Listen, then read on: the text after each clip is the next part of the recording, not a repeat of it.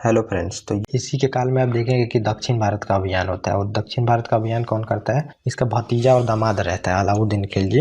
ये दक्षिण भारत का अभियान करता है। और फिर ये दक्षिण भारत में आप देखेंगे कि भिल्ला, मालवा, देवगिरी पर आक्रमण करता है और इसको सफलता भी मिलती है। और यही सफलता के कारण फिर ये सफलता के कारण गंगा के तट पे ये मिलने आते हैं। जब ये दक्षिण भारत से जीत के आते रहता है जो अलाउद्दीन खिलजी रहता है, और गंगा के तट पे क्या करता है कि कारामानिक में इनको मार देता है। मतलब गले मिलता है, ऐसे गले मिल के फिर क्या करता है कि वहाँ पे पीछे से छुरा भोंक देता है। वहाँ पे छुरा भोंक के इनकी हत्या कर देता है। और इनका जो ये रहता है, ये दामाद रहता है, इलाहाबाद में कर देता है हत्या इनकी, समझिए ये। और फिर अब क्या होगा कि अलाउद्दीन खिलजी जो रहता है ये शासक बन जाता है। और ये मतलब कि काफ़ी इंपॉर्टेंट शासक है और इससे क्वेश्चन भी आते हैं। और ये बहुत सारी रिफॉर्म भी करता है। मार्केट रिफॉर्म देखेंगे, सैनिक की व्यवस्था अच्छी तरह से करेगा और बहुत सारी चीज़ें करेगा जो मैं आपको बता देता हूँ। तो इसका बचपन का जो नाम रहता है ये समझिए कि अलाउद्दीन खिलजी का ये अली गुरसप रहता है। ये भी क्वेश्चन एक बार आया है मतलब पीसीएस एग्जाम में, तो वो आप लोग ध्यान रखिएगा इसमें। और राज्याभिषेक जो करता है ये बलबन के ही राजमहल में करता है। बलबन के राजमहल में राज्याभिषेक कर देता है। और यह अपने आप को खलीफा का जो रहता है ये सहायक नियुक्त कर देता है। और यामीन उल खिलाफत की पदवी धारण करता है। और ये बहुत मतलब कि समझिए कि ग्रेडी रहता है। ये चाहता है कि जितना ये तुर्क वाला इलाका है जहाँ से ये तुर्की आए रहते हैं उनको भी जीतने का चाहता है। और वहाँ पे जो रहते हैं मंगोलों का शासन आ चुका है उनको हराना भी चाहता है और एक नया धर्म भी चलाना चाहता था। ये सब कुछ चाहता है। और दान उपहार जो रहता है और पेंशन के रूप में दी गई जितनी भी भूमि रहती है ये अमीरों से वापस ले लेता है, क्योंकि अब इसको चाहिए पैसा। देखिए इसके पास टोटली आपको समझना पड़ेगा क्या क्या समस्याएं रहती है। पहले तो इसकी समस्याएं रहती है कि विद्रोह हो रहे थे, अभी भी विद्रोह बहुत ज़्यादा, पब्लिक अभी भी मानने को तैयार नहीं है मुस्लिमों को शासन को, और बहुत ज़्यादा विद्रोह हो रहे हैं यहाँ पे। तो इसके लिए फिर इसको सेना चाहिए। और सेना फिर कैसे आएगी? सेना आप अच्छे लेवल पे कैसे रख सकते हैं? जब आपकी इकोनॉमी की हालात सही हो, आपकी इकोनॉमी की हालत सही रहेगी तो फिर वहाँ पे टैक्स आएगा, टैक्स का पैसा आएगा तो फिर वहाँ पे आप सैनिक पे व्यय कर सकते हैं। तो इस वजह से इसको पैसा चाहिए। और जहाँ जहाँ से पैसा आएगा वहाँ पे ये व्यवस्था करता है पैसा लेने की। तो पहला इसका विद्रोह होते रहता है। और दूसरा मंगोल भी आक्रमण पूरा यहाँ पे चरम सीमा पे था। और कितनी बार आक्रमण होगा। फिर तुगलक की स्थापना जब होगी तो देखेंगे तुगलक जो रहता है वो 27 बार वहाँ पे गयासुद्दीन तुगलक मंगोलों को रोका रहता है। मंगोल मतलब पीक पे रहते हैं इस टाइम में। तो फिर मंगोलों से भी लड़ाई है, तो मंगोलों से भी लड़ने के लिए क्या चाहिए आपको? सैनिक ही चाहिए। तो सैनिक फिर यहाँ पे भी चाहिए। और तीसरी बात है कि फिर साम्राज्य तो भी विस्तार करना है। अभी भी साम्राज्य विस्तार उतना हुआ नहीं है। जो गुलाम वंश रहता है उतनी साम्राज्य विस्तार नहीं करता है, बिल्कुल साम्राज्य विस्तार नहीं करता है। ये आप देख भी सकते हैं। जो गुलाम वंश है तो यहाँ पे आप देख लीजिए कि ये इतना छोटा इनका साम्राज्य रहता है, लेकिन खिलजी अब ये साम्राज्य विस्तार करेगा। और ये साम्राज्य विस्तार किसके दम पे कर पाता है? सैनिकों के दम पे कर पाता है। तो फिर सैनिक व्यवस्था मतलब इसको मजबूत करनी है, और मजबूत करनी है तो वहाँ पे पैसे चाहिए। और फिर इसके पास एक ये भी रहता है कि अमीर और जो उलेमा लोग रहते हैं उनको भी नियंत्रण करना है। देख रहे हैं कि वो शासकों को मरवा देते हैं, तख्ता पलट करवा देते हैं। उसके लिए भी आपको क्या चाहिए? अमीर और उलेमा के लिए भी आपको सैनिक ही चाहिए, क्योंकि वहाँ पे उनके पास पैसा रहता है। तो सैनिक से मतलब तो कोई भी डरेगा। तो सैनिक व्यवस्था के लिए फिर इसको पैसा चाहिए होता है, और पैसे के लिए जो जो चीज़ें रहती हैं वो करवाता है। तो यही दान और उपहार, पेंशन में जितनी भी भूमि दी गई रहती है उनको वापस ले लेता है। और उसको क्या करता है कि खालसा भूमि में बदल देता है। खालसा भूमि मतलब जो सीधे रहेगा वो शासक के नियंत्रण में रहेगा, और शासक जो चाहेगा वो करेगा। शासक फिर करता क्या है कि वो भूमि को किसी को दे देता है और वहाँ से पैसा लेते रहता है। और भूमि जो दे देता है तो समझिए कि वो वहाँ पे सीधे जो सल्तनत है वहाँ से कनेक्टेड रहता है, और कनेक्टेड रहता है तो वहाँ पे साम्राज्य विस्तार भी होता है। और अमीरों के आपसी मेल जोल पे भी क्या करता है कि ये, और जो सार्वजनिक समारोह रहता है विवाह पर प्रतिबंध लगा देता है। तो अमीर जो रहते हैं ये आपस में गुटबाजी करते हैं। जैसे कि आप सामंती व्यवस्था में देखेंगे तो सामंत रहते हैं अपने अपने क्षेत्र में, और ये फिर क्या करते हैं, ये अपना वैवाहिक संबंध बना लिए।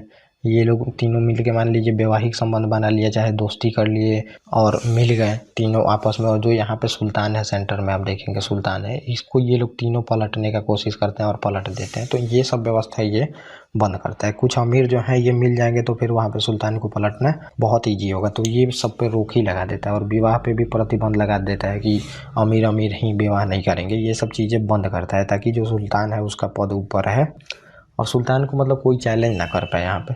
मजबूत हो। और मद्यपान, भांग खाने एवं जुए खेलने पे भी प्रतिबंध लगा देता है। मद्यपान, भांग खाने, ये सब चीज़ें से क्या होगा कि जो सैनिक में युवा जाएंगे उनकी स्ट्रेंथ कम हो गई रहेगी और युवा पूरी तरह से समझिए कि नशेड़ी हो जाएंगे। जैसा कि आप देखेंगे कि अफीम का व्यापार करते हैं, जैसे ब्रिटिश आते हैं तो चीन में अफीम का व्यापार करते हैं, पूरी तरह से मतलब वहाँ पे नशेड़ी बना देता है। और अपने यहाँ पे क्या किए रहते हैं ब्रिटिश जो ब्रिटेन में, वहाँ पे अफीम पर प्रतिबंध रहता है क्योंकि जो युवा आबादी रहती है वो बर्बाद हो जाती है। वही चीज़ें यहाँ पे करते हैं, वो चीन में तो बर्बाद करते रहते हैं लेकिन यहाँ अपने यहाँ पे बंद रखते हैं। वही चीज़ें करता है ये मद्यपान जो भी रहेगा इस सब पे रोक लगा देता है। जैसे कि बाबर भी आएगा तो आप देखेंगे कि वो जब राणा सांगा से वहाँ पे युद्ध करना होगा तो इन सब पे प्रतिबंध लगा देता है। सैनिकों को कुछ चीज़ें लेनी ही नहीं है नशे वाली चीज़, और खुद भी त्याग देता है। बाबर भी बहुत बार नशेड़ी रहता है, हुमायूं भी नशेड़ी रहता है, लेकिन इन सब पे रोक लगा देता है। फिर राणा सांगा से युद्ध में जीतता है तो फिर वो लोग शुरू करते हैं वहाँ पे। और फिर इसकी इच्छा जो मैंने आपको बताया पूरी दुनिया जीतना चाहता था, इसीलिए ये सिकंदर सहानी, मतलब सिकंदर के बाद दूसरा जो शासक है ये है, क्योंकि सिकंदर भी पूरी दुनिया को जीता रहता है तो इसकी भी ये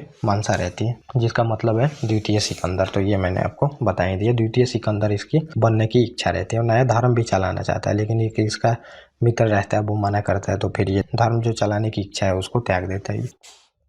और फिर भू राजस्व जो सुधार है ये करेगा, क्योंकि अब इसको पैसे की ज़रूरत है। बिना पैसे के मतलब सैनिक उतना बड़ा हो नहीं सकता, और बिना सैनिक के आप मंगोलों से नहीं लड़ सकते, साम्राज्य विस्तार नहीं कर सकते, विद्रोहों को नहीं दबा सकते, अमीर उलेमा हैं इनको नियंत्रण नहीं कर सकते। और पैसा के लिए फिर इसको उस टाइम तो इकोनॉमी का यही साधन है, समझिए भू राजस्व था, तो इसको भू राजस्व में सुधार करना पड़ेगा। तो भू राजस्व में सुधार करता है सर्वप्रथम जो रहता है मिल्क जो रहता है संपत्ति, और इनाम, और जो वक्त रहता है, वक्त मतलब आज भी देखेंगे वक्त भूमि बोला जाता है, उपहार दिया जाता है जिसमें कि धर्म प्रचार या फिर जो शिक्षा दी जाती है उसमें तो ये किया जाता है। तो उपहार में जितनी भी भूमि दी गई थी उनको वापस ले लेता है और खालसा भूमि में चेंज करा देता है। जितनी भी भूमियाँ दी गई रहती है दान में उन सबको ले लेता है और खालसा भूमि में चेंज कर देता है। और खालसा भूमि मतलब कि अब सीधे ये सुल्तान के नियंत्रण में है, जितना भी टैक्स आएगा तो सीधे वो सुल्तान के पास ही आएगा इसका टैक्स। और इससे क्या होगा कि मतलब जितनी भी इकोनॉमी है आपकी वो जुड़ पाएगी गांव-गांव तक, ये व्यवस्था करता है। और अमीरों और इक़्तेदारों के पास भी जितना समझिए कि पैसा बाकी रहता है, मतलब इक़्तेदार तो रहते हैं तो उनको पैसा वसूल के, इक़्तेदार मतलब समझिए कि सैनिक एक रहता है कि इनको सैनिक मेंटेन करना रहता है अपने एरिया में, और ये जो यहाँ के शासक होंगे, मान लीजिए कि ये जैसे मालवा को जीत गया तो मालवा को जीत गया तो फिर ये यहाँ का जो राजा रहेगा उन्हीं को शासक रहने देता है, लेकिन जितना भी मिलिट्री चीज़ें हैं वो ले लेता है और यहाँ पे इक़्तेदार को जो सल्तनत काल के मतलब सुल्तान जो रहते हैं उसको नियुक्त कर देगा।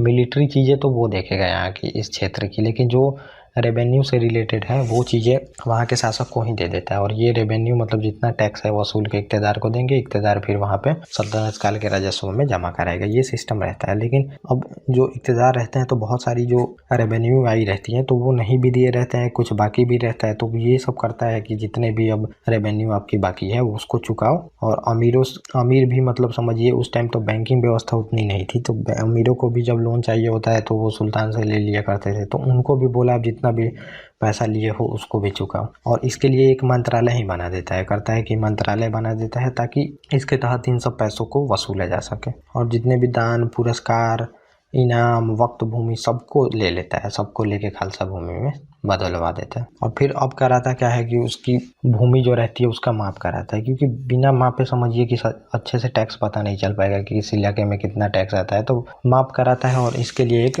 बिस्सा सिस्टम मतलब शुरू कराता है। और फिर इसके तहत बिस्सा सिस्टम जो रहता है मतलब ये भूमि नापने का एक समझिए एक मेजरमेंट है, जैसे आप बीघा एकड़ जानते हैं वैसे ही ये नाप कराता है। और नाप करा के फिर यहाँ पे टैक्स को बताता है कि इस इलाके से इतना टैक्स आएगा, चाहे कोई इलाका ज़्यादा उपजाऊ है वहाँ से ज़्यादा टैक्स लेंगे, कम उपजाऊ है तो कम टैक्स लेंगे। और जो टैक्स वसूलने के लिए एक मंत्रालय जो बनाता है समझिए दीवाने मुस्तक राज बना देता है, पद समझिए एक पद बना देता है मुस्तक राज का, और ये क्या करेगा पैसे को वसूलेगा। और फिर क्या करता है जो ये खूत रहते हैं, मुकद्दम रहते हैं, चौधरी जैसे ये मध्यस्थ रहते हैं बहुत सारे, आप जो जमींदार देखेंगे तो उस टाइम ये समझिए कि खूत, मुकद्दम, चौधरी ये लोग रहते हैं, ये मध्यस्थ रहते हैं। तो ये पहले किसान से लेंगे पैसा, फिर यहाँ पे खूत मुकद्दम जो चौधरी आएगा उसके पास पैसा आएगा, फिर ये सुल्तान के पास जाएगा। लेकिन ये जो सिस्टम रहता है इसको ये हटा देता है। अब क्या करना है, जनता सीधे पैसा देगी सुल्तान को, क्योंकि जो मध्यस्थ होते हैं उसी की वजह से महंगाई बढ़ती है। तो समझिए महंगाई पे वही कंट्रोल कर पाएगा जो इन मध्यस्थों को हटाएगा।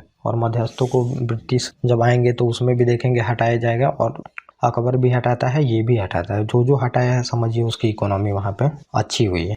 तो ये सिस्टम करता है। आज भी आप महंगाई देखेंगे तो महंगाई उतनी नहीं है जितना ये बिचौलिए बहुत पैसा खाते हैं। तो जब भी गवर्नमेंट को महंगाई कम करनी होती है तो वो बिचौलियों को हटा दीजिएगा तो महंगाई हो जाएगी। अब जमीन तो आप देखेंगे जो गेहूँ है तो वो 15 रुपये या फिर मान लीजिए 18 रुपये मिलेगी। आप गाँव में तो देखेंगे तो और कम में मिलती है, लेकिन आटा आपको 30 रुपये ऐसे मिलता है, 40 रुपये भी आप कहीं कहीं देखेंगे मिलता है। तो ये बीच वाले ही पैसा खा रहे हैं समझिए, और कहाँ जा रहा है पैसा, बीच वाले खा रहे हैं। तो ये होता है सिस्टम यहाँ पे, जितने बीच वाले को कम करिएगा उतना सस्ता होता है प्रोडक्ट। जैसे कि आप मॉल की व्यवस्था देखेंगे तो मॉल में प्रोडक्ट इसी वजह से सस्ता मिलता है ताकि वहाँ पे मॉल सीधे किसानों से लेके चाहे जो कंपनी बनाई है उससे सीधे लेके, मतलब कम जो मध्यस्थ रहते हैं वो आता है, तो वहाँ पे प्रोडक्ट सस्ता हो जाता है। और फिर करता क्या है कि जो गंगा यमुना वाला दोआब रहता है, गंगा यमुना दोआब पे ही देखेंगे दिल्ली, मतलब गंगा यमुना दोआब वाला जो क्षेत्र है वहाँ पे समझिए कि बहुत ही उपजाऊ लैंड रहता है। यहाँ पे करता है कि अलाउद्दीन भू राजस्व की जो मात्रा रहता है, खराज ये समझिए सिंपल टैक्स है जो सबको देना है, खराज को 50% निर्धारित कर देता है, क्योंकि उसको मतलब यहाँ पे लगता है कि यहाँ पे प्रोडक्शन बहुत ज़्यादा है और 50% भी ये लोग टैक्स दे देते हैं तब भी इनको बहुत बचत होगा, इस वजह से ये क्षेत्र में ज़्यादा टैक्स बढ़ा देता है। और 2 नए कर भी लगाता है, घारी कर घरों पे लगाता है और चरी कर दुधारू पशुओं पे लगाता है। तो ये मतलब जहाँ जहाँ से पैसा आना है वहाँ पे ये व्यवस्था करता है यहाँ पे। और खम्स का रूल भी बदल देता है, इसने जो लूट में सैनिकों का हिस्सा रहता है वो अब घटा के कर देता है यहाँ पे 20% ही सैनिकों को दिया जाएगा, 80% जो है ये सुल्तान रखेगा। तो खम्स मतलब खम्स के तहत ही पैसा दिया जाता है। और अभी तुर्की जो सैनिक इतना जुटा पाते हैं तो ये खम्स के तहत ही जुटा पाते हैं, क्योंकि उनको बताया गया रहता है कि खम्स के तहत तुमको 80% पैसा तो तुमको मिल जाएगा, लेकिन तो तुम लोग चलो और वहाँ पे या तो इस्लाम को फैलाओगे या खम्स के तहत इतना पैसा मिलेगा। मतलब दोनों तरफ विन वाली सिचुएशन रहती है। लेकिन इसको बदल देता है, क्यों बदलता है? क्योंकि अब उसको सैनिक जुटानी नहीं है, परमानेंट सैनिक की व्यवस्था ये कर ही चुका है। अब सैनिक सीधे जो रहेगा वो सुल्तान अपना रखता है, परमानेंट सैनिक रहता है। लेकिन वहाँ पे क्या सिस्टम रहता है, जब तुर्की आक्रमण करते हैं तो जब आक्रमण करना होता है तो सैनिकों को जुटाया जाता है, वहाँ पे लोग जुटते हैं जिनको जिनको खम्स के तहत पैसा चाहिए, और फिर ये आक्रमण करते हैं और जितना पैसा मिलता है लूट में उसको सैनिकों में बांट दिया जाता है। लेकिन अब परमानेंट सैनिक हो गई है तो बांटने की कोई ज़रूरत नहीं है, इस वजह से 20% ही पैसा अब बांटता है। 20% पैसा इस वजह से बांटता है क्योंकि जो अभी भी सैनिक रहते हैं वो थोड़ा बहुत हिंदुओं के प्रति लड़ाई के लिए एकजुट होते हैं, उनको बांट दिया जाता है। तो परमानेंट सैनिक तो हैं, लेकिन कुछ सैनिक ऐसे भी, मतलब कुछ जो मुस्लिम ऐसे भी रहते हैं जो कि जब भी बोला जाता है हम जिहाद के प्रति लड़ाई करने जा रहे हैं हिंदुओं के प्रति, तो कुछ लोग आके सैनिक ज्वाइन करते थे, उनमें 20% पैसा बांट दिया जाता था। तो ये व्यवस्था ये करता है। और फिर करता है अब सैनिक रिफॉर्म, हमें देखना है कि सैनिक चीज़ें में क्या क्या चीज़ें होती हैं, सैनिक व्यवस्था में क्या क्या ऐसा रिफॉर्म करता है, ये हम देखेंगे इसमें। तो अब मैं आपको बता देता हूँ सैनिक सुधार में। सैनिक सुधार ही इंपॉर्टेंट देखना होगा क्योंकि अभी तक इन लोगों ने सैनिक को लेकर कुछ खास किया नहीं है। दीवाने और जो बलबन रहता है वो बना तो चुका है, लेकिन अभी तक उसमें कुछ खासा हुआ नहीं है ना। ये लोग ज़्यादा पैसा लगा पा रहे हैं उसमें, ना ज़्यादातर सैनिकों की स्ट्रेंथ बढ़ाई जा रही है, ना अभी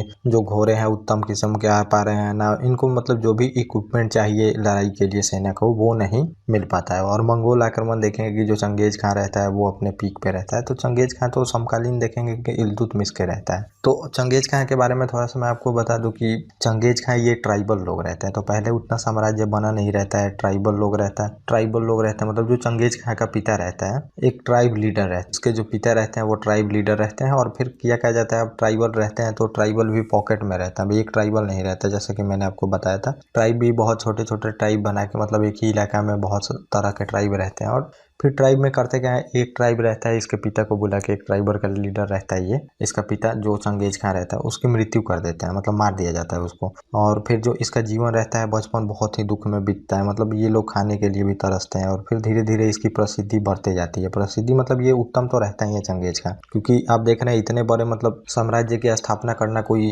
अयोग्य व्यक्ति तो करेगा नहीं, उत्तम व्यक्ति ही था। और फिर ये क्या करता है, एक ट्राइब का लीडर बनता है और धीरे धीरे ट्राइब का लीडर बनता है। तो फिर ये जो दूसरी ट्राइब रहती है, इसके पिता की मृत्यु की रहती है, उसको पहले मार के फिर अपने में मिला लेता है। और धीरे धीरे पूरी तरह से मतलब जो भी ट्राइबल लोग रहते हैं उनको अपने में मिलाते जाता है, सबको मतलब जीतते चला जाता है। और लगभग समझिए कि 1206 ईस्वी तक, जब तक दिल्ली सल्तनत की स्थापना यहाँ पे होती है, तब तक आप देखेंगे कि पूरी तरह से वो ट्राइबल एक हुए रहते हैं। और फिर उसके बाद से जो साम्राज्य विस्तार करना शुरू करता है, ये पूरी तरह से सबको जीत लेता है और खान की उपाधि वहाँ पे धारण करता है और एम्पायर अपना बनाता है, मंगोल एम्पायर उसको बोलते हैं। और जब ये मंगोल मतलब चलती है, जब मंगोल सेना, तो गाँव के गाँव, शहर के शहर लोगों को मरवा दिया जाता है, जितने भी पुरुष रहते हैं उनको मरवा देते हैं ये लोग, मतलब डर का माहौल क्रिएट करते हैं। और डर के माहौल से जितने भी संपत्ति रहते हैं वो लोग दे देते हैं और फिर उसको अपने सैनिक में यूज करता है, और वो सैनिक में यूज करता है और फिर जाके बहुत सारे इलाकों को फिर उस धन से जीतता है। और औरतों बच्चों सबको मतलब वहाँ पे दास बना लिया जाता है। और औरतों को तो मतलब सैनिकों को, अब सैनिक तो वहाँ पे समझिए कि आज भी है, जो कि आप न्यूज में सुने होंगे कि रसिया के सैनिक वहाँ पे दुष्कर्म कर रहे हैं। तो वो पहले तो समझिए एक्सेस था, वो सैनिकों को दे ही दिया जाता था। जो राजा होते थे मतलब जीतते थे जिन इलाकों को, तो सैनिक को वहाँ पे दे दिया जाता था औरतों को वासना के लिए, ये सब चीज़ें चलती थी। और फिर यहाँ पे जो मैंने बताया कि गजनबी एम्पायर रहता है, वहीं पे आप देखेंगे कि ख्वारिज़्म एम्पायर जो मैंने आपको बताया था, सेल्जुक और उसके ऊपर ख्वारिज़्म रहते हैं, तो ख्वारिज़्म एम्पायर रहता है। और वहीं पे जो चंगेज खां रहता है, तो पहले तो इनको लेटर भेजता है जो ख्वारिज़्म एम्पायर के ख्वारिज़्म शाह रहता है, जो कि आप देखेंगे कि इल्तुतमिश के समय जलालुद्दीन उसका ही नाम रहता है, जो ख्वारिज़्म शाह आप लोग बोलते हैं तो उसका नाम रहता है, वो आता है फिर जो इल्तुतमिश मना कर देता है इनको शरण देने से, तो वही रहता है। तो पहले इसको क्या करता है कि जो चंगेज खां रहता है एक लेटर भिजवाता है कि तुम मतलब आत्मसमर्पण कर दो और अपने साम्राज्य को मुझे सौंप दो। तो फिर ये क्या करता है, जो लेटर लेके आया रहता है उसका गला कटवा देता है। फिर जाके जब चंगेज खां आक्रमण करता है ख्वारिज़्म के एम्पायर पे, तो उनको भाग के यहाँ पे आना पड़ता है दिल्ली में, और इल्तुतमिश शरण नहीं देता है। इस वजह से इल्तुतमिश शरण नहीं देता है, देखेंगे 1280 तक पूरी तरह से वहाँ पे कब्जा कर लिया जाता है और इसको पकड़ के ले जाता है चंगेज। तो ये चलता है। और चंगेज खां के वंशज भी होते हैं, तो जो चंगेज खां मरता है तो मरते ही मतलब समझिए पूरी तरह से एम्पायर डिक्लाइन नहीं होने लगता है। कुछ दिनों बाद उसके साम्राज्य को बांटा जाता है उसके उत्तराधिकारी में, लेकिन फिर भी मजबूत रहते हैं और आक्रमण का सिलसिला चलते रहता है, और सबसे ज़्यादा पीक पे इसी के शासनकाल में रहता है। इस वजह से ही ये सैनिक व्यवस्था को उत्तम करता है, यही हमें देखना है। तो सैनिक व्यवस्था में क्या रिफॉर्म करता है ये मैं आपको बता देता हूँ। सबसे विशाल सेना बनाता है। तो अब समझिए कि जो सेना है, तो ये सेना कम से कम ये 1 लाख 1.5 लाख तक के सेना को बनाता है। अब सेना तो बहुत बताया जाता है, 3.5 लाख बताया गया है दिल्ली सल्तनत में सेना को रखा गया, लेकिन उतनी अभी तक उनकी इकोनॉमी नहीं देखी गई है, इतने बड़े लेवल का सेना ये लोग बना पाए, ये चीज़ें थी। तो इतना बड़ा लेवल का सेना नहीं था, लेकिन 1-1.5 लाख का आप स्ट्रेंथ मान के चलिए, इतनी सेना थी। और फिर सैनिक कार्य में क्या करता है ये सुधार, अलाउद्दीन खिलजी एक अस्थायी सेना बनाता है। मतलब जो दीवाने अर्ज स्थापित तो कर दी गई है, लेकिन अस्थायी सेना ये बनाता है, मतलब पूरी तरह से जो सेना रहता है मॉडर्नाइज यही करता है। और फिर करता क्या है, नगद वेतन देने की व्यवस्था करता है। अब जो वेतन होगा वो लैंड नहीं दिया जाएगा किसी को, चाहे जो अनाजों को दे दिया जाता था सैनिकों को वो सब नहीं दिया जाएगा। और सेना का वेतन जो होगा वो नगद दिया जाएगा, और वेतन आपको नगद दिया जाएगा तो इन पे राजकोष का भार भी बढ़ेगा। तो अब भार बढ़ेगा तो फिर ये जहाँ जहाँ से पैसा आना चाहिए वो चीज़ें लाता है, उसी के लिए बाजार व्यवस्था भी करता है, क्योंकि कम पैसे में अब सैनिकों का गुजारा हो इतना तो सैलरी देना ही पड़ेगा। या तो आप सैलरी ज़्यादा दे दो, या तो फिर आप जो सामानें मिलती हैं बाज़ारों में उसका दाम कम कर दो। तो ये सैलरी भी देगा, और दूसरा करेगा कि बाज़ार में जो कैंटीन टाइप की व्यवस्था होती है, जो कि सैनिकों को आप देखेंगे सामान मिलती है, जिसमें कम दामों पर उनको सामान मिलती है, टैक्स नहीं होता है, तो वो व्यवस्था करता है। मतलब कि यहाँ पे कम दामों में सामान मिलेगा, जिससे सैनिक का जो भी परिवार है या फिर जो सैनिक है वो कम पैसों में अपने उपयोग की चीज़ों को खरीद सके, ये चीज़ें करेगा। और सैनिकों में हुलिया लिखने की प्रथा शुरू करता है। तो हुलिया मतलब कि जो पहले क्या होता था कि इक़्तिदार थे या फिर जो सामंत देखेंगे, तो ये लोग क्या करते थे कि अब सैनिक बोलेंगे कि हम 10,000 सैनिक रखे हैं, लेकिन 10,000 ये सैनिक रखते नहीं थे। उसमें मान लीजिए 8,000 सैनिक रखे हैं, 7,000, और 2,000 क्या करेंगे कि जब दिखाना होगा, मतलब कि दिखाना भी तो होता था कि राजा को कि मैंने इतना सैनिक मेंटेन किया है तो मुझे इतना पैसा चाहिए, और दिखाना है तो फिर ये 10,000 लोगों को लाइन में खड़ा करेंगे। उसमें क्या करेगा लोग ये कि किसानों को भी ला के खड़ा कर देगा, और किसानों को खड़ा कर देगा और वहाँ पे सैलरी तो लेगा वो सैनिकों का। तो ये करते थे लोग, 7,000 सेना रखा, 3,000 किसानों को लेके खड़ा कर दिया, और 10,000 का सैलरी ले लिया समझिए सुल्तान से। तो ये व्यवस्था मतलब कम करने के लिए करता क्या है कि अब हुलिया लिखा जाएगा, कोई भी सैनिक हो तो हुलिया लिखा जाएगा। आज भी आप देखेंगे ये व्यवस्था आज भी चलते आती है। कोई एग्जाम का आप फॉर्म भरते हैं तो वहाँ पे आपके हुलिया लिखने में क्या पूछा जाता है, कोई कट का निशान है या फिर कोई मतलब ऐसा निशान हो जो कि आप ही पे हो, वो निशान पूछा जाता है आपसे। वही सब चीज़ें होती हैं वहाँ पे, हुलिया लिखा जाता है, हाइट कितना है, वेट कितना है इस सैनिक का, क्या क्या निशान है इस पे, ये चीज़ें लिखी जाती है ताकि धांधली ना कर सके जो ये इक़्तिदार होते हैं। और फिर जो घोड़ा रहता है इसको दागने की प्रथा प्रारंभ करता है। तो जो ये इक़्तिदार होते हैं तो क्या करते हैं कि अब घोड़ा जो है तो समझिए उसमें खच्चरों को डाल दिए, चाहे जो उत्तम किस्म का घोड़ा का तो तुम पैसा ले रहे हैं, लेकिन घोड़े डाल रहे हो उसमें सबसे लोअर किस्म का। तो इस वजह से ये क्या करता है कि अब इसको दागने की प्रथा शुरू करता है। वो रॉड का एक बना के दाग दिया जाता है उसमें, और उस पर मतलब वो निशान रहता है जो कि बिल्कुल बताता है कि ये घोड़ा किस किस्म का है। क्योंकि जब अब देखिए अब खच्चर भी ला के उसमें डाल दे 10,000 घोड़ों में। अब जब वहाँ पे चेक इन होता था तो अब पूरे एक फील्ड में लाके घोड़ों को खड़ा कर दिया जाता था और फिर वहाँ पे देखा जाता था। तो अब सबको तो नहीं देख सकते हैं 10,000 घोड़ों को एक साथ। उसमें खच्चर भी होंगे और ऐसे ही धांधली तो चलती ही है सभी जगह, और वैसे ही चलती थी धांधली, वहाँ पे करप्शन होता था। कम ही घोड़े हैं, चाहे घोड़ा उत्तम किस्म का भी नहीं है, उत्तम किस्म का घोड़ा वहाँ पे लिखवा के वहाँ पे पैसा सैलरी जो है वो ले लेना वहाँ से। तो इन सबको मतलब रोकने के लिए फिर ये व्यवस्था करता है। और उत्तम किस्म का घोड़ा है उसका जो निशान होगा अलग होगा, जो लोअर किस्म का घोड़ा है उसका निशान अलग होगा, ये व्यवस्था करता है सैनिकों में। और फिर गुप्तचर विभाग बनाता है, क्योंकि सैनिकों को पता भी तो होनी चाहिए। बरीद नाम रहता है, गुप्तचर को बरीद बोला जाता है। और अन्य जो अधिकारी रहते हैं वो मुनियम नियुक्त करता है। इनके साथ जो अधिकारी उसके काम में मदद करेंगे इनको भी नियुक्त करता है, क्योंकि आपको ज़मीनी लेवल पे पता होनी चाहिए। और दूसरी बात यह है कि क्या साम्राज्य जिस पे आप आक्रमण करना चाहते हैं उसके बारे में आपको पता होनी चाहिए। गुप्तचर यही तो बताएंगे, चाहे जो मंगोल आक्रमण कर रहे हैं उनके बारे में पता होनी चाहिए, आखिर में उनका सैनिक स्ट्रेंथ क्या है, मंगोल चाहते क्या है आखिर में हमसे, ये सब चीज़ें पता करने के लिए एक गुप्तचर विभाग भी बनाता है। अब मान लीजिए ये सैनिक तो इतना लेवल का बना दिया, इतना घुड़सवार भी बहुत ज़्यादा रख लिए, लाखों लाख घुड़सवार थे, सैनिक थे, और उनके लिए फिर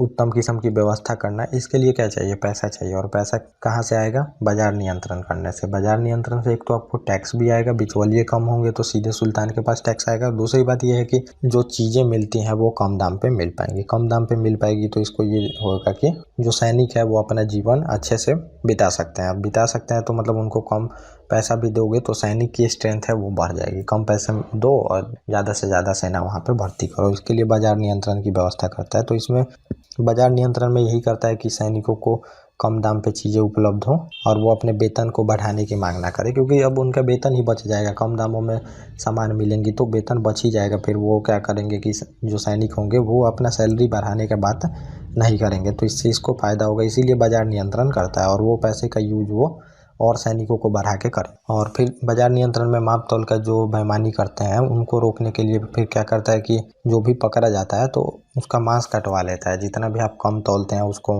मांस कटवा देता है, कठोर सज़ा देता है, कलेक्टिव सज़ा देता है। मान लीजिए इस मार्केट में है तो वहाँ पे चौराहे पे टांग के उसको सज़ा देना, वहाँ पे मतलब मिसाल खड़ा करता है ये कि अगर ऐसा कोई करता है तो फिर उसको सज़ा दी जाएगी। तो एक बच्चे को भेजता है कि जाके एक सामान लेके आओ, तो फिर सामान लेके आता है वो बच्चा और देखता है कि ये वो सामान को तौलवाता है यहाँ पे, और तौलवाता है तो उसमें कुछ 200 ग्राम 250 ग्राम मांस कम रहते हैं। तो फिर जाता है वहाँ पे सैनिकों को लेके और उसको फिर वहीं पे सजा देता है और उसके शरीर से उतना मांस कटवा लेता है। तो ऐसा मतलब सजा देता है कि फिर वो अब जो ऐसा सजा यहाँ पे दे दिया जिस मार्केट में, समझिए वहाँ पे वो कोई ऐसा तो धांधली नहीं ही करेगा कि कम तौले, ये चीज़ें करता है ये। और जितने भी बाजार में मध्यस्थ हैं उनको हटाता है। तो मध्यस्थी मैंने पहले भी बताया आपको, मध्यस्थ जो भी होते हैं उन्हीं के वजह से जो प्राइस होता है वो इंक्रीज होता है। किसान 10 रुपये में जो चीज़ें बेचते हैं वो आपको मिलता है 30 रुपये में, तो बीच का जो 20 रुपये है वो मध्यस्थ ही खाते हैं। तो मध्यस्थ को कम करने से जो महंगाई होती है वो कम होती है। महंगाई फिर कम करता है, मध्यस्थों को हटा देता है। और फिर अनाज बाजार के लिए क्या करता है, द्वाब जो क्षेत्र रहता है उसमें द्वाब में एक क्या करता है, जो आप आज FCI गोदाम देखेंगे जिसमें फूड सिक्योरिटी जो हम एक्ट पास किए हैं जिसके तहत हम PDS सिस्टम चलाते हैं, तो फिर उसको अनाजों को हम रखते हैं, तो वही सिस्टम बनाता है ये। एक जो दोआब क्षेत्र में ही सबसे ज़्यादा उपज होती रहती है तो वहाँ पे एक भंडार गृह बनाता है जिसमें कि अनाजों को रखा जाता है। और जब भी मार्केट में प्राइस सर्कुलेट होती है, जैसे कि प्राइस बढ़ गई तो वहाँ से अनाज लेके मार्केट में दे दिया जाता था, जिससे प्राइस कम हो जाती थी। और जब प्राइस बहुत कम हो जाए तो फिर यहाँ से खरीद के उसमें भंडार गृह में रख दिया जाता था, जिससे कि प्राइस कम नहीं होती थी। तो ये भी व्यवस्था करता है, क्योंकि दोआब क्षेत्र में आप देखेंगे जो गंगा यमुना का दोआब है ये शुरू से ही बहुत उपजाऊ रहता है। और फिर अब हम कुछ मंत्रालय को देख लेते हैं कि ये काफ़ी इंपॉर्टेंट मंत्रालय है और क्वेश्चन में बार बार ये आपको देखने को मिलेगा, तो ये मंत्रालय आपको पता होने चाहिए। दीवाने रियासत एक मंत्रालय बनाता है और ये आर्थिक अधीक्षक होता है, मतलब पूरी तरह से जो अर्थव्यवस्था में चीज़ें हैं उसको देखते रहता है कि कोई दिक्कत तो नहीं है आर्थिक प्रणाली में हमारे। दीवाने रियासत ये एक मंत्रालय बनाता है। और सहनाई मंडी रहती है, बाजार का अधीक्षक रहता है। ये टोटल जितना भी बाजार रहता है उसको घूम घूम के उसको देखता है कहीं पे धांधली तो नहीं हो रही, अगर हो रही है तो फिर सुल्तान को बताता है या फिर वहीं पे ये सज़ा दे देता है। और वहाँ पे सज़ा दी जाती है, मतलब बहुत ही टफ सज़ा दी जाती है, मरवा दी जाती है, गर्दन कटवा दी जाती है, जिंदा जला दिया जाता है वहाँ पे, मार्केट में ही, ताकि लोग देख सके, वहाँ पे मिसाल बन सके कि अगर तुम करप्शन कर रहे हो तो ये सज़ा मिलेगी, हाथ कटवा देना, पैर कटवा देना, ऐसी सज़ाएं दी जाती है वहाँ पे। और बरीदे मुनिहर बनाता है, और ये इनका काम क्या रहता है, ये गुप्तचर रहते हैं, ये भी मार्केट के बारे में गुप्तचर जो जानकारियाँ रहते हैं सुल्तान को देते हैं। और ये लोग करते क्या है कि भेष बदल बदल के जाया करते थे और दुकान पे सामान खरीदे, और मतलब कि आम जनता बन के बिल्कुल गए भेष बदल के, और गए सामान खरीदे। वहाँ पे अगर इनको सही नहीं दिख रहा है, चाहे कम तौल दिए, पैसा ज़्यादा ले लिए, फिर ये लोग वहाँ पे बताते थे और वहाँ पे सीधे आके सुल्तान सजा देता था वहीं पे। और नाजिर था, ये मापतौल का अधिकारी था, मापतौल का कैसे सिस्टम रहेगा ये नाजिर जो अधिकारी था ये बताता था। और परवाना नवीस जो था परमिट का अधिकारी था, तो आपको मार्केट में परमिट जारी करेगा। यहाँ पे जैसे कि आप देखेंगे कि सामान कहाँ पे कौन अपना दुकान लगा सकता है, बेच सकता है, ऐसी व्यवस्था के लिए परमिट अधिकारी था। और चाहे सुल्तान की भी जो चीज़ें हैं उस पर परमिट दे के ये व्यापारी अधिकारी को देता था, समझिए। और मुहतसिब एक अधिकारी रहता है जो कि सेंसर का काम करता था, मतलब कि जो अधिकारी था ये आचरण पे नज़र रखता था कि जो मुस्लिम लोग हैं वो उसी के तहत, मुस्लिम लॉ के तहत फिर वो अपना जीवन व्यतीत कर रहे हैं कि नहीं, वो पूरी तरह से मतलब जो उलेमा काम करते थे वैसे ही ये काम करता था। तो ये कुछ अधिकारी रहते हैं जो कि ये काम करते हैं, ये अपने समझ लिया। और अलाउद्दीन का फिर विजय अभियान हम देख लेते हैं। अब सेना भी बना लिया, उत्तम किस्म का बाजार नियंत्रण भी कर लिया, पैसा आ गया जिससे ये सेना बना ही लिया। और फिर करता है कि मंगोलों का भी बुरा हाल कर देता है। मंगोल आक्रमण तो बहुत करते हैं लेकिन सफल एक बार भी नहीं होते हैं वहाँ पे। मंगोलों में भी डर पैदा करता है। जैसे मंगोल आप देखेंगे कि सर कटवा देते थे, गांव के गांव जलवा देते थे, लोगों को जिंदा जला दिया जाता था घर में बंद करके, वही व्यवस्था करता है। मंगोल सेना को जैसे एक बार में थोड़ी ही पूरा जो सेना है अटैक करेगा, कुछ सेना आते हैं, तो कुछ सेना आते हैं, अगर वो हार गए समझिए तो फिर उनका सर कटवा के वहीं पे मीनार बनवा देता था। जैसे कि आप मान लीजिए तार लगाते हैं बॉर्डर को प्रोटेक्ट करने के लिए, तो वो वहाँ पे मीनार बना देता था मंगोल सेना का। और फिर जैसे आप आए बॉर्डर पे देखे कि ये हमारे जो सैनिक है वही मरे हैं, तो वो वहाँ पे साइकोलॉजिकली थोड़ा वहाँ पे वीक पड़ जाते थे और फिर बाहर आता था वहाँ पे। तो ये आगे मैं आपको बताऊंगा। ये विजय अभियान हम देख लेते हैं। अब जो है ये साम्राज्य विस्तार करेगा, क्योंकि अभी तक साम्राज्य विस्तार हुआ नहीं है, अब थोड़ा सा स्टेबल किया है और सैनिक से ही साम्राज्य विस्तार होता है। और साम्राज्य विस्तार से दूसरा ये भी फायदा होता है कि जो भी चीज़ें हैं आपको प्रॉफिट होने लगती है, क्योंकि पहले भू राजस्व का एक ही साधन था, समझिए, कुछ ही व्यापार होते थे, ट्रेड होते थे। आज जो आप देखेंगे कि प्रोडक्शन होता है कोई कंपनी में, तो वो प्रोडक्शन वाली चीज़ें बहुत कम थी। आज तो मतलब समझिए कि भू राजस्व आप मतलब कृषि से कम ही टैक्स तो ना मात्र बिल्कुल आता है, आता ही नहीं है समझिए। लेकिन पहले जो कृषि ही एक था टैक्स का जरिया, और इसी के लिए हमेशा साम्राज्य विस्तार किया जाता था, ताकि ज़्यादा क्षेत्र पे कब्जा रहेगा, वहाँ से ज़्यादा टैक्स आएगा, और ज़्यादा टैक्स आएगा तो ज़्यादा मतलब आपका इकोनॉमी, सैनिक, सभी चीज़ आगे रहेंगे। इसीलिए फिर मतलब साम्राज्य विस्तार किया जाता था। अभी भी साम्राज्य विस्तार किया जाता है। जैसे अब छोटा छोटा आप देखेंगे आइलैंड है, उसके लिए चाइना लड़ाई करते रहता है, तो अब उस जमीन का थोड़ा ही इंपॉर्टेंट है, आपको छोटा आइलैंड है उससे उसको क्या फर्क पड़ता है। लेकिन फर्क इस बात का है कि वहाँ पे रिसोर्स बहुत ज़्यादा है, इसीलिए फिर वहाँ पे सेनकाकू आइलैंड जो आप देखेंगे उसके लिए चीन जापान में लड़ाई है, तो वो किसके लिए है, वो वहाँ पे रिसोर्स बहुत ज़्यादा है। तो पहले जो रिसोर्स था ये कृषि था, इसी के लिए यहाँ पे साम्राज्य विस्तार किया जाता था।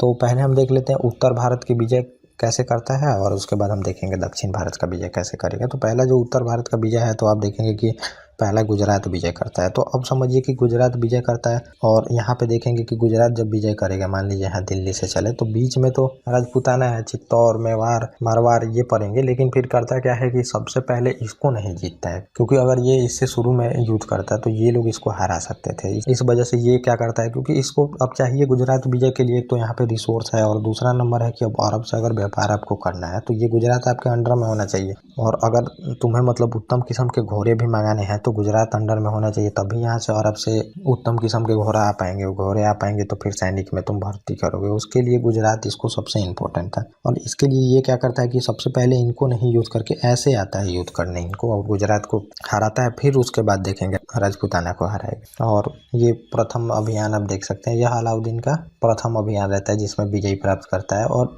इसके सेना के मतलब दो सेनापति उत्तम रहते हैं, उल्लू खां और नुसरत खां को आप देखेंगे। और ये मंगोलों से भी बहुत बार युद्ध करते हैं, और ये काफ़ी मतलब योग्य सेनापति रहते हैं और बहुत युद्ध करते हैं, और इनकी वीर गति के चर्चे रहते हैं। लेकिन इतिहास में उतना लिखा नहीं गया है, लेकिन इन्होंने मंगोल से बहुत युद्ध किया है, आपको पता होनी चाहिए। नुसरत खां रहते हैं और सहयोग से हुआ था। और यहाँ पे जो राजा था ये कर्ण बघेल राजा था समझिए, और अपनी जो पुत्री रहती है जब ये आक्रमण करता है तो इसको लेके भाग जाता है ये देवल देवी पुत्री को, और फिर इसकी जो पत्नी रहती है उससे अलाउद्दीन शादी कर लेता है, और देवगिरी का जो शासक रहता है रामचंद्र, उसके पास ये भाग जाता है, और इसकी पत्नी को फिर कमला देवी जो रहती है इसको दिल्ली भेज दिया जाता है, वहाँ पे ये शादी कर लेता है, और यहीं पे इसको जो नुसरत खां रहता है फिर यहीं पे ये मलिक काफूर को 1000 दिनार में खरीदा जाता है। तो ये एक बाजार में बिक रहा होता है, ये एक दास रहता है, और फिर इसको 1000 में खरीद लिया जाता है, और इसको फिर 1000 दिनारी भी बोला जाता है, और ये जो रहता है ये अलाउद्दीन का प्रमुख सेनापति बाद में बन जाएगा। और ऐसा बोला जाता है कि इनका रिलेशन भी था,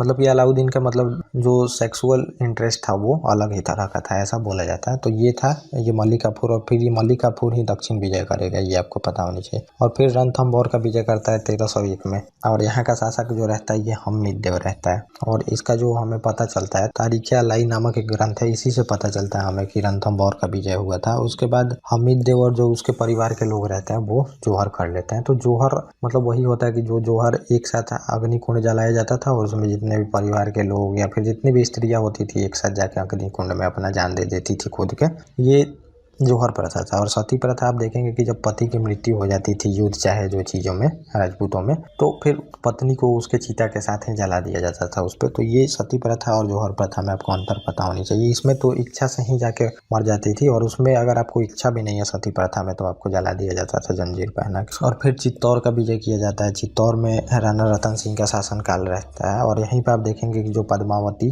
राणा रतन सिंह की वाइफ रहती हैं, और ये जौहर कर लेती हैं जब राणा रतन सिंह से लड़ाई होता है, और फिर ये जौहर कर लेती हैं राणा रतन सिंह की मृत्यु होती है। तो और चित्तौड़ और आप लोगों को थोड़ा मेवाड़ में लगता होगा, मतलब चित्तौड़ जो रहती है ये मेवाड़ की राजधानी रहती है, ये आपको पता होनी चाहिए। चित्तौड़ और मेवाड़ में लोगों को बहुत कंफ्यूजन रहता है। और ये पद्मावती की जो कहानी है हमें मलिक मोहम्मद जो जायसी रहता है वो लिखा रहता है पद्मावती की कहानी, और इसमें ये बोला जाता है कि उसको एक बार देखने की चाहत रहती है, लेकिन राजपूतों का रहता है कि आपको पता ही है कि मतलब वो छोटी छोटी बातों पे तो तलवार निकाल देते हैं, तो वो समझिए कि देखने की बातों पे फिर युद्ध करते हैं वो, और सही जब हो जाते हैं तो इधर जो पद्मावती रहती है ये जौहर भी कर लेती है। और फिर यहाँ पे बहुत सारे मतलब जो राजपूत रहते हैं उनको सर कटवा दिया जाता है यहाँ पे, और फिर मीनार बनवाता है ये चीज़ें यहाँ पे होती है। ये कहानी है। तो पॉलिटिकल हिस्ट्री में आपको ज़्यादा ध्यान नहीं देना, वो अगर आपको पढ़ना हो तो वो अलग से बोलिएगा तो मैं वीडियो बना दूंगा उसको। और फिर अब करता है कि जब ये उत्तर भारत का विजय होता है तो पहले जो मैंने आपको ट्रेंड बताया था वही विजय का ट्रेंड रहता है। जैसे मान लीजिए ये भारत है तो पहले ये विजय करता था कोई भी आके, फिर उसके बाद दिल्ली को विजय करता था, फिर वो बंगाल के तरफ जाता था, फिर वो आता था राजपूताना के तरफ, फिर वो सीधे दक्षिण भारत में, अगर मालवा तक रुका वो बीच में तो वो दक्षिण भारत में कामयाब होगा, लेकिन सीधे वो सोचा कि पूरा तरह से दक्षिण भारत जीतने का, तो वो वहाँ पे कामयाब नहीं होगा, जो कि ये करता है। तो ये हम देखेंगे यहाँ पे दक्षिण भारत में पहले देवगिरी को जीतता है, और मलिक काफूर के नेतृत्व में दक्षिण भारत का विजय अभियान जो रहता है ये चलता है। देवगिरी को पहले जीतता है और इसमें 3-4 बार आक्रमण करते रहता है। देवगिरी का जो शासक था यादवों का शासन चल रहा था देवगिरी महाराष्ट्र वाले इलाकों में आप देखेंगे कि, और यहाँ का शासक रामचंद्र देव था, और मलिक काफूर ने 1298 में उसको पराजित कर देता है और फिर संधि भी कर लेता है, और अलाउद्दीन जो रहता है ये रामचंद्र को उसका राज्य वापस कर देता है और बोलता है कि फिर ये तुम टैक्स देते रहो, और राम राय की उपाधि भी देता है ताकि टैक्स दे सके। ये मतलब फुसलाने का वो नहीं होता है, मिठाई खिलाया जाता है वही रहता है। राम राय की उपाधि दे दिया ताकि टैक्स भी तुम देते रहो, और बीच में एक बार टैक्स देने से मना भी कर देता है वो, फिर आक्रमण किया जाता है, फिर हराया जाता है, तब फिर जाके टैक्स वो देते हैं। फिर तेलंगाना विजय करता है, वारंगल समझ सकते हैं इसको, वारंगल विजय करता है। और फिर यहाँ पे काकातीय जो शासक रहते हैं वारंगल जो आंध्र प्रदेश में अभी देखेंगे, इसको तेलंगाना विजय भी बोला जाता है। तो इस समय देखेंगे कि रुद्रदेव का शासनकाल था, और यहीं पे मलिक काफूर को कोहिनूर हीरा भेंट में मिलता है, और इसकी राजधानी वारंगल थी, तो जो मैंने आपको बताया। और कोहिनूर हीरा पहले आप देखेंगे गोलकुंडा के खान से निकलता है, और गोलकुंडा के खान से फिर प्रतापरुद्र पहली बार अलाउद्दीन खिलजी को यहाँ पे भेंट में दे देता है। और फिर इसी के आप देखेंगे कि दोबारा भी उल्लेख मिलता है जब शाहजहां गोलकुंडा के प्रधानमंत्री रहता है मीर जुमला, वो भेंट करता है बाद में इसको। फिर देखेंगे 1739 में जब नादिर शाह आएगा तो वो फारस लेके चला जाता है, और फिर अंग्रेज जब जीतते हैं तो अंग्रेजों को मिल जाता है, और वहाँ से फिर महारानी के मुकुट पे इसको सजा दिया जाता है। तो वो मैं आपको बताऊंगा। और सिख साम्राज्य जो दिलीप सिंह के पास आता है हीरा, उसके बाद इन लोगों को मिल जाता है, तो ये मैं आपको बताऊंगा वहाँ पे। और फिर मंगोलों का भी आक्रमण होते रहता है, और मंगोलों को आक्रमण को भी ये बुरी तरह से असफल असफल करता है और सफल करके पूरी तरह से समझिए इन लोगों का मंगोलों का सर कटवा देता है। और मंगोल इस वजह से भी यहाँ पे नहीं सफल हो पाते हैं, क्योंकि जो उनके घोड़े रहते हैं वो ठंडे इलाकों में तो अच्छे से काम कर पाते हैं, लेकिन दिल्ली के जब गर्मी वाले इलाकों में आते हैं तो समझिए कि घोड़ा उतना काम नहीं कर पाता, और घोड़ा जब काम नहीं कर पाते तो वो समझिए कि उनकी सफलता नहीं हो पाती है। घोड़े के दम से ही जो चंगेज खां रहता है इतना बड़ा साम्राज्य स्थापित करता है। और दिल्ली की गर्मी रहती है और अलाउद्दीन खिलजी जब उनके सैनिकों को मीनार बनवाने लगता है तो फिर उससे भी साइकोलॉजिकल थोड़ा उनको प्रॉब्लम फेस करनी पड़ती है। और कितनी बार अलाउद्दीन खिलजी जो रहता है वो हराता है मंगोलों को, समझिए उतने बड़े एम्पायर को बार बार हराया जाता है। और मेन जो सेना आप देखेंगे जो इससे लड़ते रहते हैं, इसके दो सेना नायक रहते हैं, जफर खां और जो उलुग खां रहते हैं, ये बहुत ही इससे लड़ते रहते हैं और उनकी लड़ते लड़ते मृत्यु भी हो जाती है। और इसकी जो आर्थिक नीति के बारे में हमें कैसे पता चलती है, जो कि बर्नी लिखा है उसी से हमें पता चलती है। जो तरीके फिरोज शाही बुक लिखा है उससे हमें पता चलती है जितनी भी आर्थिक नीति ये बनाया रहता है। बर्नी के इतिहास मतलब बर्नी का जो डॉक्यूमेंट है उसी से हमें पता चलती है इसके बाद। और जितना भी मतलब शराब मद्यपान रहता है उस पर रोक लगा देता है, रोक लगा के फिर समझिए वहाँ पे, ताकि सैनिकों में जो भी चीज़ें हैं वो अच्छे से बनी रहे, सैनिकों की स्ट्रेंथ कम ना हो। और उलेमा वर्ग को भी सेपरेट करता है और उलेमा का जो गतिविधियाँ रहता है उनको भी नहीं चलने देता है, बोलता है जो सुल्तान बोलेगा वही चलेगा। और जितना भी वैवाहिक संबंध या अमीर अपने में बना के फिर सुल्तान को थ्रेट पैदा करते हैं, मतलब विवाह कर लेने से वो मजबूत हो जाते हैं, एक अमीर है दूसरे अमीर से शादी कर लेता है, इन सब पे भी रोक लगा देता है। ये सब चीज़ें कराता है। और निर्माण में आप देखेंगे वो तो अलग से ही आएगा आर्ट एंड कल्चर का, लेकिन निर्माण में आप देखेंगे कि जयमते जो खाना मस्जिद है वो बनवाता है, हजार खम्बत महल वो भी बनाता है, अलाई दरवाज़ा का निर्माण कराता है। जब गुजरात विजय होता है तो वहाँ पे अलाई दरवाज़ा का निर्माण कराता है। और सीरी का भी किला बनाता है, ये दिल्ली में है। तो ये कुछ निर्माण कार्य कराता है। और इसकी जो मृत्यु हुई तो देखेंगे कि 1316 में इसकी मृत्यु हो जाती है। और फिर इसके बाद जो शासक बनता है ये समझिए कि कुतुब मुबारक खिलजी शासक बनता है, जो